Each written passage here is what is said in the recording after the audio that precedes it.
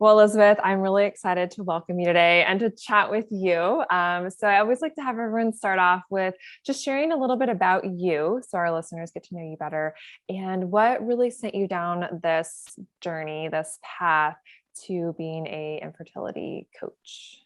Yeah, thanks for having me. So I always say so I am an international fertility coach. I help men and women around the world navigate their fertility. So some come to me prior to even trying it all to get their diet, lifestyle, supplements, mindset around, just they may have some limiting beliefs around pregnancy or what that may mean. Perhaps they have eating disorders. And so they have some fear around getting pregnant. So we talk through that sort of stuff, and, or people that have already been down this road of, unfortunately, sometimes many years of trying to conceive and have not had any luck in that. So the way that I see success with my clients is we really approach it from the mind, body, spirit aspect. And you can't do one without the other.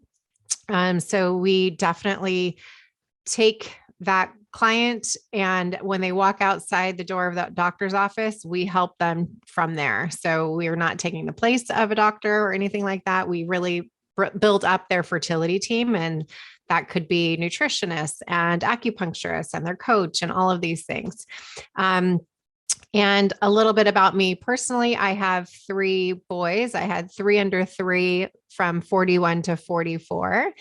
I had some losses in between, and it really wasn't until my first loss that I realized, having been a life coach since 2008, that there was this huge void of support for couples that were going through this experience, whether it's infertility or miscarriage loss. And I was laying in the table at the clinic, getting ready to do my DNC, which is basically once you have your miscarriage, that's one option that you can do to have the tissue removed surgically.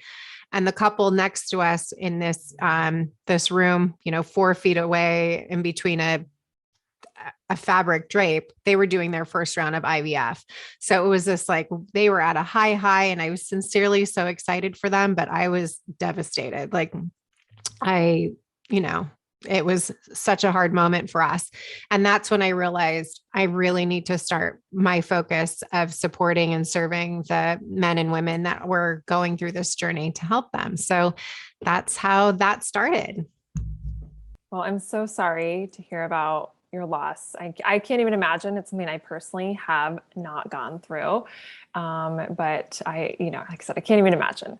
So can we start here? I know, having gone through miscarriages, and I'm sure you work with women who have as well. And we have, women in our audience that I know have, had miscarriages, and then trying to, conceive after that. And I'm sure, I know there's a bunch of, hormones, and, that's what I've heard from women. I'd love you to chime in on this as well. But I feel that what I hear is when women have a loss, right? And we've got this huge, like, increase of hormones in our body, that it's such an extreme to come down from that with a miscarriage at some point in the pregnancy than it is, postpartum, typical postpartum. I don't know if you can speak to, like, that Yeah.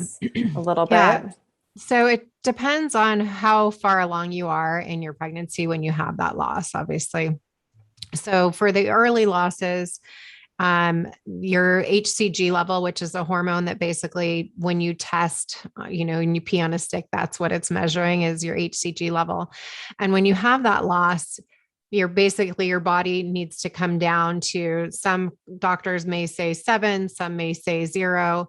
And depending on how far up your HCG had gone, it may take a little bit longer to get down. And within that, you're still having your estrogen, progesterone, and all those other things try to regulate to see, they were ramping up for something and then all of a sudden pulling back. So, it really is a matter of, as far as from a hormonal standpoint, getting your HCG level down and starting your cycle again from that. And that ranges, some people will it can happen in 2 weeks where your period starts again and you haven't bled.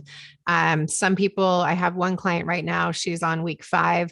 She's not bleeding, but her HCG level is still in like 20,000, which is really high for being that far along past a loss. So I think for people who have gone through it, and actually statistically, we know 1 in 4 women have had a miscarriage. And that's only what's reported. So there are many that people don't even realize, which would be a chemical pregnancy. Let's say they didn't even know that they were pregnant, so they don't report it. Or maybe they've had it happen before, and it's happened at home, so they don't really feel too concerned about it.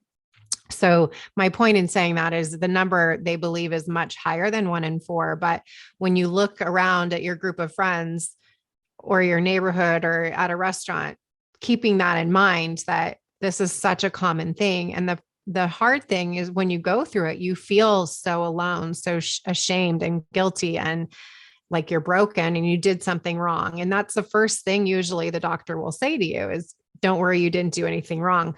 That doesn't change that. Of course you feel like you did something wrong. Like, did I go for that walk and I shouldn't have? Did I drink an iced coffee and I shouldn't have? I mean, your mind just kind of wanders of everything. And realistically, it really isn't anything that you have done. And it's actually both the male side and the female side, the egg and the sperm. So we have traditionally always talked about, it's just maybe the egg wasn't healthy. And now that conversation is coming up that perhaps the sperm wasn't healthy as well, which I'm so happy to hear that we don't have to take it all on ourselves as women. But that is important because, if a guy has been out drinking or smoking of any kind, that can affect the sperm quality. So I always say to my couples that are trying to conceive, it's not always just on the women to be taking their supplements and having a healthy lifestyle. It's important for the men as well.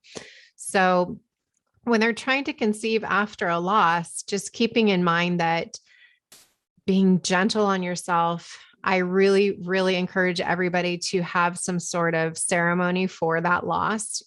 Again, whether it's early or late, you still write that story as soon as you get that positive pregnancy test of what your life is going to be like. Like, oh my gosh, when do we go look at car seats? When do we get to do all this fun stuff? And is it going to be a girl or a boy? Your mind, of course, goes that way. Your heart is filled with this excitement.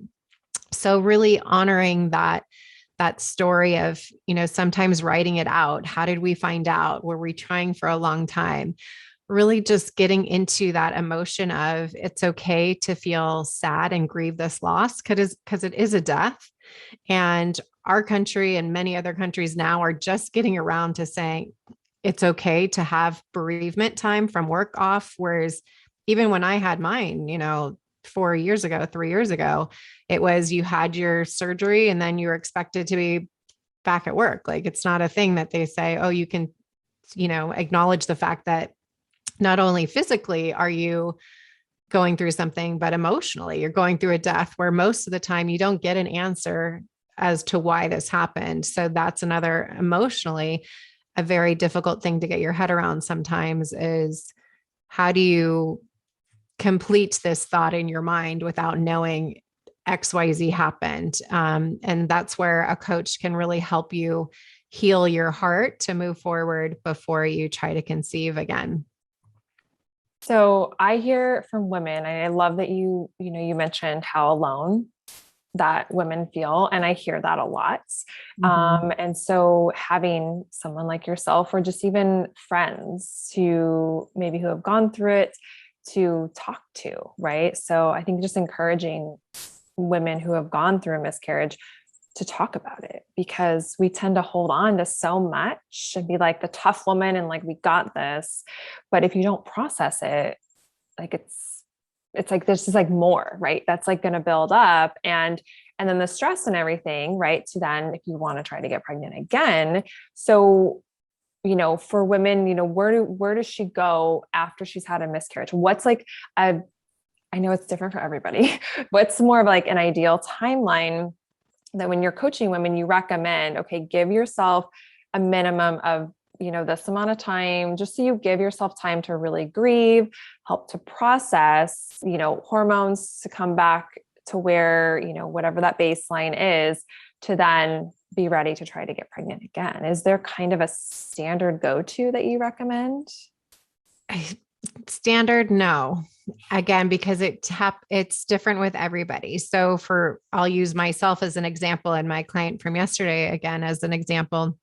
When you're older, you feel, I don't have the time to just sit and grieve this process and kind of be in that, which is so important to do. But you have this underlying, like, I got to get back on it. I don't have the time to just kind of be with this. For somebody who might have a little bit more time, I would say, let your body heal, because not only is it, again, physically hard, and that some people, it's really easy. So I will say that it doesn't have to be hard, but your body has gone through a lot. That's a given for anybody. But you want to make sure that you, regardless of age, or if you're trying right away or you are taking time, you just want to make sure that you mentally feel like you have that support. Again, to your point, are you talking to your friends? The more that we normalize this conversation, the less alone people are going to be, because they're going to say, oh, Erica has a friend that I heard about, Susie Q, I can call her, or whatever it may be. Just feeling that conversation to just say, even though your situation may be completely different than that person, just to have a 5-minute conversation to know somebody else has gone through it and they're not alone, and to talk to somebody or see somebody who has gone on to have other children. I think that sign of hope for some people goes a long way. And then some, not all, have a little bit of PTSD, or a lot, depending, when they get into their next pregnancy, because, even for me, having been a coach and everything, it's hard to go in to say, especially once you've had multiple losses, is there going to be heartbeat every time I go to have an ultrasound? That causes a lot of anxiety. So when you're working with a coach, you can speak to them before. It's like a personal trainer. I always say, before you go in and after, to say, what are the tools that are going to help ground me and my husband, or my spouse, because they are just as stressed as you are. They're usually trying to hold it together for you. They just want you to be happy. So really figuring out the best way to find joy in that pregnancy, because you do want to be excited. You do want those happy hormones to be flowing in your blood when you have this new pregnancy, instead of being in a state of fear until you get to a certain point. And that certain point is different for everybody. For some, it's 12 weeks. For some, it's 18 weeks. For some, it's the anatomy scan. And there's no judgment to any of that. That fear is real. So we don't pretend that it's not there. We just learn how to manage it. And also the importance of, again, making sure that we have the right happy hormones going through your blood, because that's what we want to build into the placenta of your new baby. So they don't feel like they're coming into a stressful environment, that they're coming to a happy environment. I love that. I talk a lot about that as well with like my pregnant moms, like we, de-stressing as best as you can, but don't stress yourself about de-stressing. Yes. Totally. Exactly. Yeah. Do things that light you up and make you happy. Do more of that. Mm-hmm. Yeah. Okay. So I want to talk about infertility in general. Regardless of a loss or not, maybe just women who have had a hard time getting pregnant. And I actually have a question for you, because I recently heard, and I love that you're talking about the sperm as well. I'm really happy to hear that conversation happening, right? It's like feeling like the woman is all on her. Yeah. But I heard something recently about a stat that men's sperm count is decreasing like 40 to 50% of where it was. I don't know how many years ago, but like 30 years or something. Like don't quote me on that stat, but I'm sure you're well aware of that, because of toxicity and all of that. And this is, I think, a big thing that we need to address with the woman doing what she's doing, but the man. So can we talk, maybe you can start there. Like, what should men be doing? What can the women have their, significant other be doing to help with his quality of sperm or sperm count. Yes. Yes. Again, it's of course near and dear to my heart having 3 boys too. So I definitely jump on everything related to sperm quality and everything around that.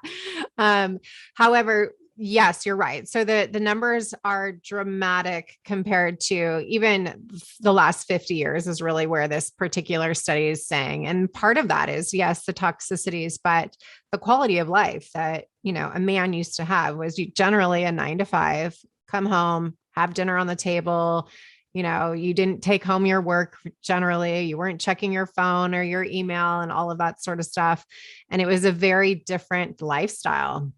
There's so much now that both men and women carry.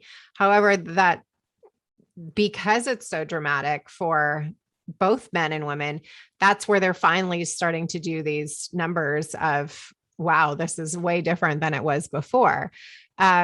People carrying their phones in their front pockets. So I would say if your husband or your spouse and your children for that matter, hot tubs really make a difference when they're continuously in the hot tub every day. I had a client who her husband's sperm count was really low and they had just bought a vacation home and every night he was in the hot tub. So he stopped doing that. And 3 months later went back to have it tested and his numbers were way different. So taking that away and taking some supplements. So most of the supplements are basically just your general vitamin C, B12. The one that really helps with the men is the CoQ10. And I would recommend talking to either a fertility coach or a reproductive urologist for your spouse.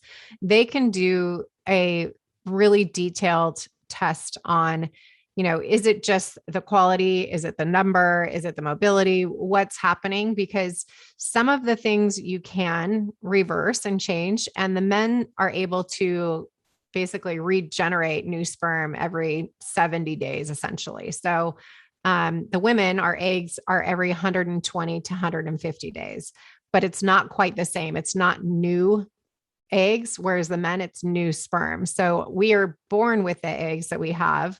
We have the ability to adjust their quality a little bit if it's within a certain range, right? If you have really, I don't want to say bad eggs, but less than ideal eggs, and maybe that's because of your age or maybe not, you're really not going to be able to affect too much change, but you can with the men, their lifestyle, their nutrition, their supplements, that will all really make a difference. And you can see that measurably, which I love. I'm such a data number person. So if somebody went to the doctor at what point and then goes back again to say, check me out and see what it is, there's nothing better to say, I did this and that was the result. And it's really an amazing change that they can see. So again, making sure that their lifestyle is in check. If they're smoking, that restricts the blood vessels down there like it does in any other blood vessel in your body. So that affects change. Most people don't realize that something that they think is not really a big deal, or drinking or any of those things that can affect cell growth are going to affect those cells. And in turn, you could have a high quality, good egg, but if the sperm that's coming into it, even if it fertilizes, doesn't mean that it's going to be a healthy embryo. So you really want to make sure that both people coming to the table are living a healthy lifestyle and on the same page of, it's not just the woman who needs to be doing all the things in order to get there. It's both people involved. I love hearing too that for men, it's a pretty quick turnaround. Like you can see a dramatic improvement in a pretty short period of time. And I think that's hopefully really exciting for, women. And, I feel like, men are getting tested more, but then are they taking the action items? Do they even know what to do versus like testing is great. And I'm all with you on data, right? But then what are then the action items that need to be improved? So that's, to improve the quality of sperm, which then ultimately can help women's, just the entire situation. So Yeah. what So no about, laptops, no on your lap, no cell phones in your pocket, no long bike rides, hot tubs for a shorter amount of time. Um, kind of basic things. If you just kind of think of the area of really letting it breathe and not having things in your body that are constricting it. And it's a good ego boost too. I say for a lot of my clients when they get back to that doctor and be like, "Oh my God, this is amazing. Look at how well I did." And everybody is happy with a good result, of course. I love it. Okay. So let's talk about women. What are the things that women can do to help improve? I know you mentioned, obviously, we are born with the eggs that we have, but I Mhm. mean, I know there's things that women can do to help improve her fertility chances. So yeah, I'd love to have you talk to that. Yeah. So one of the things that we do first with my clients is take a look at what their blood work is. So when was the last time that they had their blood work done, their hormone panels? Was it on the correct day? So you want it to be taken on day 2 or day 3 of your cycle. And if it isn't, I would certainly go back to your doctor and ask that, because that gives you, again, the baseline of where your fertility hormones need to be. And that will then tell you where you need to go. Right. So it's a good starting point. We also look at where you are at health wise. So your fertility doctor generally, and or your regular OB isn't going to ask you, um, what's your bowel movements like? How often are you going to the bathroom? And do you have any allergies? The reason that we go through all of that is because if you're having some sort of food sensitivity or something else that's going on, that's going to affect your fertility as well, because that visceral system is working so hard on something else that it kind of takes away energetically from your reproductive system. So we really try to get everything in line and as locked down as possible. So we do the food sensitivities, we figure out from the blood work and that where you need to be with supplements. So everybody can Google online, fertility supplements, but they're not all created equal and they're not everybody needs all the supplements, right? So if you're taking too many, your body's working overtime to process and metabolize all these things that it may not need. And or if you're taking something maybe that has increases testosterone and you already have a higher level of testosterone, you're not going to get pregnant with that. You need to make sure that everything's kind of in line, as well as your TSH and your thyroid. The really two big ones for fertility are your thyroid and your D3. So you want to make sure that those are in line, as well as other things. But if anybody takes away two things, those were the things that I would recommend that you make sure in check for your fertility. And then your eating and your nutrition and things like that. Again, same thing. There's a lot of different fertility diets online right now. I have a lot of people that come to me. They're like, I'm on no sugar, no dairy, no gluten, all these things, and I haven't gotten pregnant. Well, if you don't have a food sensitivity to some of those things, that's not really going to matter. So try to let go a little bit and realize what are the things that are not good for my body. So if I can deal with gluten, then that's fine. Of course, nobody wants to go overboard on something like that, but it's like you can have the pizza and the cake for most people. And if that's what's getting you to kind of not hold on so tight to a fertility diet, so to speak, that's going to help your chances of getting pregnant. The amount of women that I've had get pregnant once they let go of the diet is I can't even count anymore because it's so many people. I mean, do you boil it back to stress a little bit when we're 100%. so focused on being so dialed in that it increases the stress and you don't realize how much added stress it does, but it is, so, and everyone's bodies are different. I do have a question on, folic acid versus folate. I would assume you probably try to right away make sure all of your clients are on, not taking actual folic acid, and we're taking like the methylfolate form just in case they have, MTHFR. Like, do you kind of go into all of that a little bit as well? 100%. And you want to make sure that you know what gene mutation you have on that as well, because that will make a difference also. So really, you can talk to a coach about that. You can talk to a functional medicine doctor. A naturopath will tell you information about that. Some OBs, but yes, that's all part of making sure that the supplement list that you have is good for you. And 100% it comes back to stress. So usually when you're trying to conceive, and for that number, it's 1 in 8 couples. So again, pretty high in our country, 1 in 6 in Canada.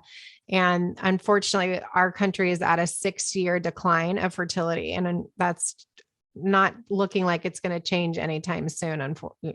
It's really unfortunate, which is why getting more fertility coaches and people knowing about this is so important. That you want to make sure that you're working with somebody who can look at everything that's going on in your life. So you think that it's all around fertility, but it could be something at work that's causing you stress that, everybody has heard this before. Oh, just relax or go on vacation. You're going to get pregnant. That doesn't happen for everybody, I should say. And the reason that doesn't is because there's other underlying things that could be happening. And that's, again, a coach will help you to unravel that a little bit and figure that out. But it's really important that you're able to know what works for your specific body, what you do need to hold on tight to. So if you do have a dairy allergy or something like that, then yeah, it is important for you to make sure that you don't have that inflammation from that. I have clients that have allergies to chicken and eggs. Mine was eggs. I have some that have bananas as an allergy. So we do want you to hold on tight to those things, but it doesn't have to be everything. And you have to find that balance of what's going to bring joy in your life and let you know, like, okay, we're going to go out with our friends tonight. And it's okay for me to have the glass of wine and whatever. Again, this is trying to conceive. And knowing that some of those things, it's not going to be a game changer. Like you're not going to not get pregnant this month because you had that glass of wine or you had that piece of pizza or whatever it is that is going to make you feel like I'm part of a normal life instead of feeling like you're putting everything on hold to try to get pregnant. So I have a question to kind of shift gears a little bit from like a age perspective of having babies, in the last, I don't know what the time frame is, but I mean, I see it and I've worked with pregnant women for a long time that, women are waiting longer to have babies. Like you are a great example. And I know a lot of women who didn't have their babies until they're in their 40s and, maybe they needed a little, IVF, maybe they needed a little extra fertility help, but they were able to have, very healthy babies. But like you were saying, with this increase of, infertility, and we're not seeing it decreasing anytime soon. So I feel like, a lot of women listening have daughters, right? Obviously not at that age to have babies, but what are some things as a mother that we can think about helping our daughters so that, when the time comes for them down the road, we've set them up to hopefully have better, I should say all of our kids, right? Because we were talking about little boys or we're talking about men too. So I guess really for both, right? For our kids, what are some things that you think about with your boys, and, for girls, even when they're younger, that we're setting them up for just improved, fertility success for down the road? I mean, I know, I have a teenage daughter and, one thing I'm always aware of, because I had so many period problems, cysts and all that when I was her age, that I'm always like, please let me know. You have to communicate me if you start having cramps and things, because that means like there's something going on and we've got to do some digging and see, because I want to help prevent her from going through what I went through. So anyway, yeah, I don't know. I think I love this question. Interesting conversation because we don't think about but one day a lot of our children are going to want to have babies and, helping to set them up for success. So then, just minimizing struggle as best we Yeah, can. 100%. I love this question so much. I've never been asked this before. Oh, I great. say this to my friends who have teenage daughters, but I've never been asked it in this regard. So I actually got goosebumps when you asked me, because I'm so happy that you're bringing this up. So I will say I'm super passionate about women's health in general. So whether they want to have children or not, just knowing that you have a healthy cycle, that some will say that that's your sixth vital sign, because your cycle tells so much about your health and your hormones and everything, even when you're a teenager. So the great thing is there's so many ovulation apps, period apps, things like that. So if I had a daughter, I would say, let's look up one of these apps that you can use on your own. And you don't even necessarily have to communicate it with me, but every couple months say, hey, can we look at that together? And she can put in there, I had cramps, they're mild, they're heavy, they're whatever. What's the ovulation? And I know this sounds crazy to talk to, a teenager about that, but we weren't taught that in school. Like, how to know. All we knew was like your period might be 28 days. It might not. Also letting them know that not everybody's period is 28 days. Not everybody ovulates on day 14. That's such a myth. And letting them know this is what happens. So really educating them on the whole process when they're young. That also helps them to realize, for better or worse, that it's not like every time you have intercourse, you're going to get pregnant, right? Because we kind of think that's how it goes when you're younger, that this is just kind of automatically going to happen. So that's the things that I would say for a young girl, is just making sure that they are aware of their cycle, and that any kind of deviation from that. So if they are, having less than 21-day cycles or more than 30-day cycles, something is off.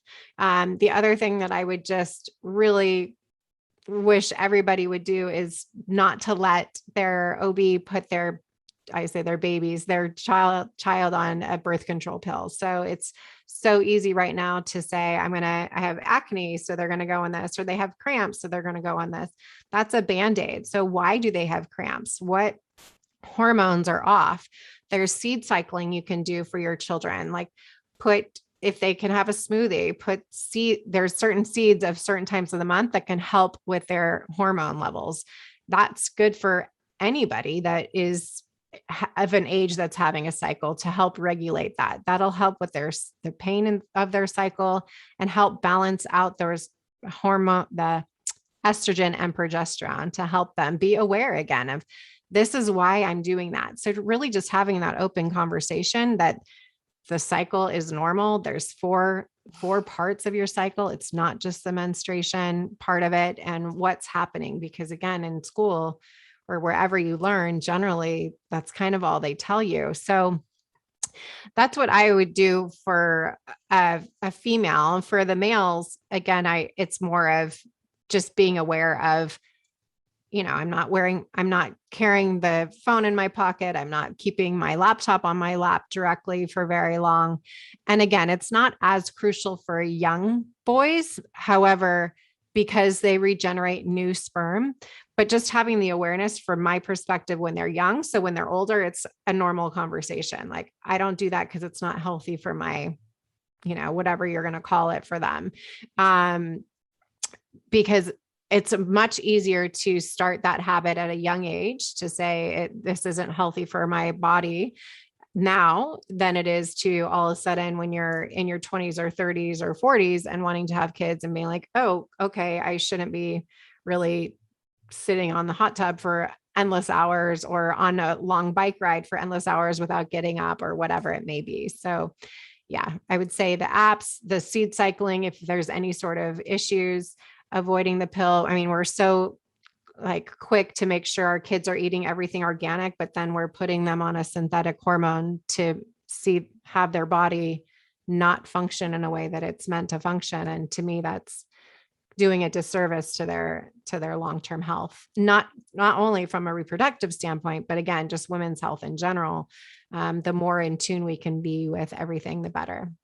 I love this. I love everything that you're saying. I love it, love it, love it so much. I'm sure we can have a whole conversation about birth control and girls. And I mean, I will just add, like, get your, if your daughter is having bad cycles, has the acne, you have to look at their gut. And if you put them Mhm. on birth control, it messes up their gut. So it's like a double-edged sword. It's just, so I don't know. I'm a big Yeah. fan of testing, like it sounds like you are as well, and looking at her digestion. If she's been on a lot of antibiotics as a child, like that can really mess up the gut microbiome. And, I think that can be a big root of where we're seeing a lot of period problems with girls when they're young. I look back at my own and I recognize, like, oh, was definitely a child who should not have been eating gluten, because as an adult, I'm a lot healthier without it. That's not Mhm. everybody, Yeah. but there could be those things. I was on a lot of antibiotics as a child. Mhm. I look back as an FDN practitioner now, and like going through the health stuff that I went through as a child, is like, now I'm piecing the dots together and realize Yeah. why I had the problems I had, but we didn't know. People didn't know at the time, right? We're just Right. now having these conversations. And I teach so much about pelvic floor, and I'm just like, oh, we need to be learning this and teaching this to like our 14-year-old daughters so they understand. And so that's why I love these conversations, and just can't second and emphasize enough, like just the communication, the open Yeah. communication with our kids about all of this. Yeah. So Education is key for our kids and for everybody. To your point of the pelvic floor, I tell my clients that our third trimester, like, go find out about this now because it'll help you later, because you think, oh, I'll deal with that after the fact. And you'll be in such a better place if you start addressing it earlier rather than later. So, and to your point also, we know better now, so we can do better for our kids.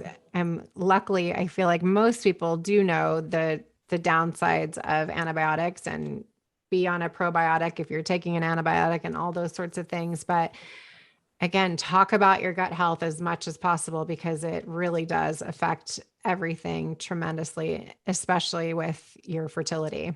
yeah, it's so funny. In my house, my youngest is 9. And if someone's like in the house, or we hear about someone that's talking about something with a health thing, my youngest will be like, Mom, they must have gut issues. And they probably do. Yeah, yeah, and they probably do, but it's really funny. So yeah, Yeah, I've brainwashed my kids, hopefully in a good way. No. yeah, exactly. It all ties back to the gut. But anyway, this has been so amazing, Elizabeth. So last thing I want to ask you, is there anything that you haven't shared today that you're just dying, like, I have to share this with, women listening? Secondary infertility. So if you feel like you got pregnant really easy the first time and you're struggling to get pregnant with number two, know that secondary infertility is a real thing. You're not broken. It doesn't mean that it's not going to happen for you. Again, circle back with a coach, a functional medicine doctor, a naturopath, somebody that can really look at, was there something that happened during your delivery that, scar tissue that's there, or there's a lot of different things. Is there an underlying limiting belief about your experience being pregnant the first time that you're not even aware of that you need to work through on that? I think oftentimes people feel, well, at least I have one, so I should just be grateful that and leave it at that. Having one doesn't discount wanting to have another. You have the right to want to build your family, and you can do that. And sometimes when it's harder than you expected on number two, because maybe you got pregnant really easy on number one, you get really defeated. And I just want to let people know, don't give up. Talk to somebody about it. You don't necessarily have to wait the 6 months or a year, depending on your age, to go see a specialist. I would also say, to that point, see a fertility doctor rather than an OB. That is their specialty. They deal with it every single day. So at least your baseline, your partner's baseline, and you know what you're dealing with. You don't want to be trying for so long only to find out you have a blocked tube. Well, that's going to cause probably an issue. So the more you can know ahead of time, regardless of whether it's your first or secondary infertility, the better off you are. Hopefully you'll never have to see them again, but they can give you a comprehensive look inside to see everything checks out okay, and you're good to go. Or yeah, there's something that you need to be aware of. So that's the only thing that I would love to add to help for other people trying. I love that advice, Elizabeth. So, will you share with everyone where they can reach out to you if they have questions and just learn more about everything that you do? Yes. So my on Instagram, Elizabeth King _ coaching. My website is elizabethking.com. We help women who are and men, like I said, who are trying to conceive. And we also coach other fertility coaches to become certified as coaches. So if any of you are in that realm of, personal trainers or doulas, or just feel like you want to help someone else through their fertility journey, maybe you went through it or it was really easy for you and you feel like you can be of service to someone else, come join us because like I said, our numbers of not only the country, but globally are declining. And the more that we can get out there, the better. So yeah, thanks for having me. I love this. This has been so great. Thank you so much, Elizabeth. Thank you.